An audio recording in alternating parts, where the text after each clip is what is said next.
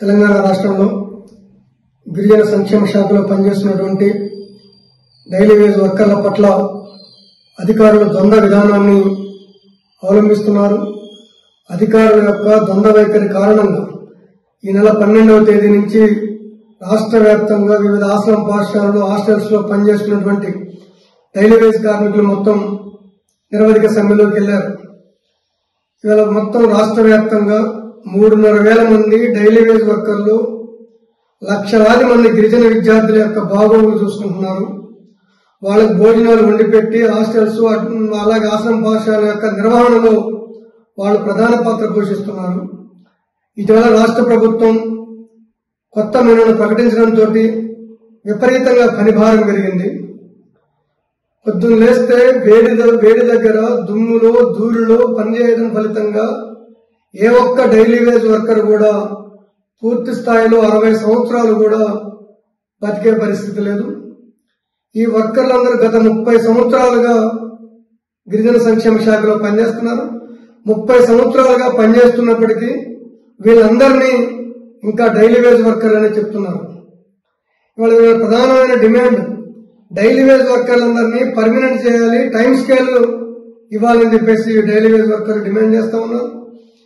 నల్గొండ జిల్లాలో 90 మందికి time scale ఇచ్చారు. టైం స్కేల్ ప్రకారం 19,000 రూపాయలు జీతాన్ని చెల్లిస్తున్నారు. కానీ మిగతా జిల్లాలో మాత్రం టైం స్కేల్ చేయట్లేదు.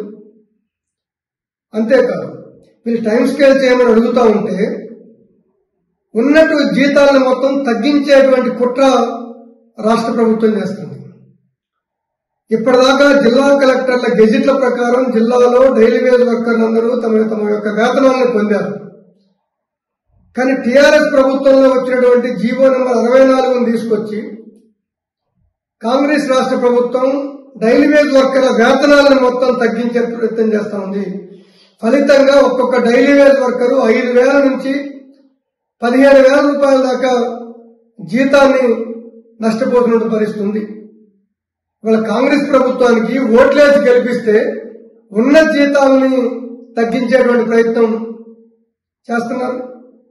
ఇవాళ డైలీ వేజ్ వర్కర్లు ఒక పక్క పని భారం పెరిగింది, మరో పక్క జీతాలని తగ్గిస్తున్న పరిస్థితి ఉంది. ఆర్థిక శాఖలో ఉన్నటువంటి అధికారులు డైలీ వేజ్ వర్కర్లు మా రికార్డులోనే లేరు, వాళ్ళ పేర్లు ఇక్కడ ఎక్కడా లేవు, మీకు జీతాలు ఇచ్చేది లేదు అని చెప్పేసి చెప్తున్నారు. రికార్డులో లేకుండా 30 సంవత్సరాలుగా ఎట్లా పని చేయించుకున్నారు? 30 సంవత్సరాలుగా ఆర్థిక శాఖ నుంచి 02021 పద్దు నుంచి జీతాలు చెల్లించారు. ఎట్లా జీతాలు చెల్లించారు? 2008, 2010లో సాక్షాత్తు నాటి రాష్ట్ర ముఖ్యమంత్రి రాజశేఖర రెడ్డి గారి అధ్యక్షతన గిరిజన శాఖ మంత్రులు, గిరిజన శాఖ సెక్రటరీలు, ఆర్థిక శాఖ సెక్రటరీలు అందరూ కలిసి ఉన్నత స్థాయి సమావేశం నిర్వహించారు.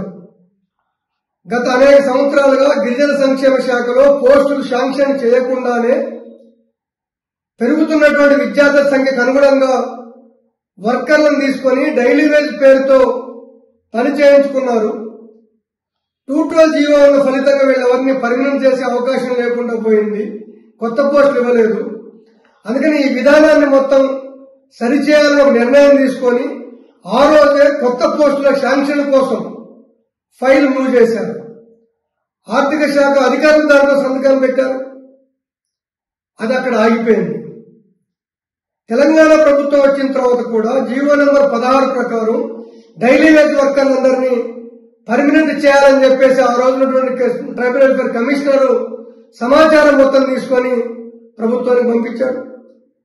కానీ పర్మనెంట్ చేయకుండా నిలుపుదల చేశారు. హైకోర్టు ఉత్తర్వులు ఉన్నాయి.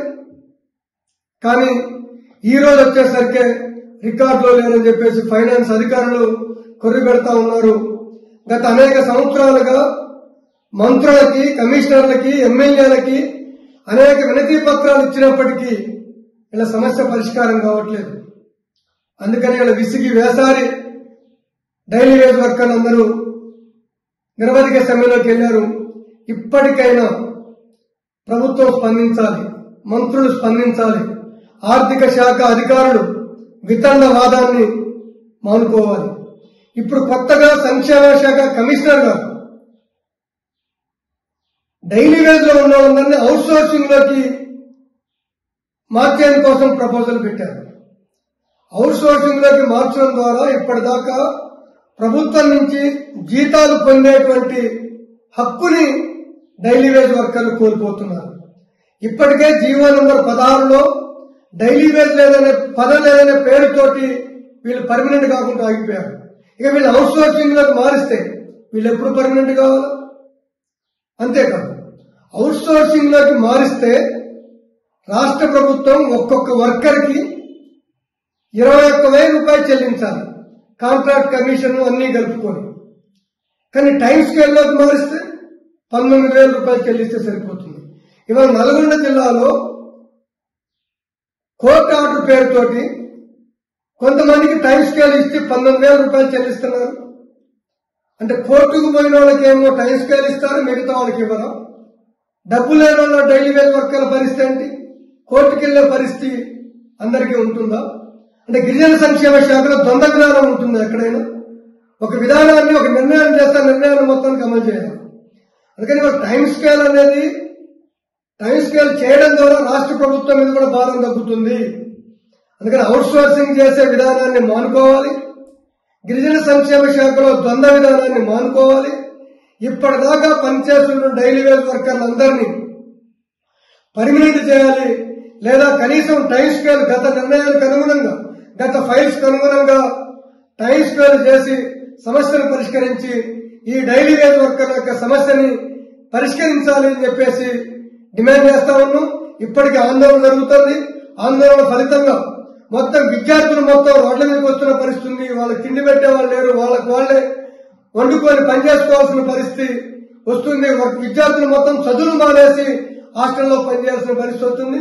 అంటే లక్షలాది మంది యొక్క విద్యార్థుల భవిష్యత్తు, లక్షలాది మంది యొక్క విద్యార్థుల భవిష్యత్తు, ఉపాధ్యాయులు ఇబ్బంది పడుతున్నారు, హాస్టల్ వెల్ఫేర్ ఆఫీసర్లు ఇబ్బంది పడుతున్నారు.